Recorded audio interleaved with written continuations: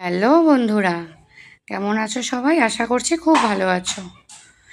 এই যে গরম পড়েছে, এই গরমের দুপুরবেলা ঠান্ডা ঠান্ডা শরবত বা লস্যি খেতে কার না ভালো লাগে বলো তো বন্ধুরা? আর সেই শরবতটা যদি হয় বেলের শরবত, তাহলে তো আর কোনো কথাই নেই। এই যে আজকে আমার যা বানাচ্ছিল বেলের শরবত, আর সেটাই আমি তোমাদের সাথে শেয়ার করলাম। আজ বেলটা খুব পাকা ও অনেকটাই বড় ছিল। দেখো কালারটা কি সুন্দর।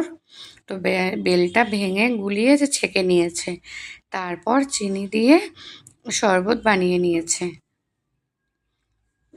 বেলের শরবত খেলে পেটও ঠান্ডা থাকে, মাথাও ঠান্ডা থাকে, শরীরও ভালো থাকে।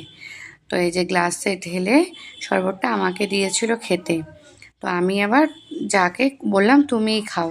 এই যে দেখো বন্ধুরা, ইনি আমার বড় যা। তো ভিডিওটি কেমন লাগলো কমেন্ট করে জানিও।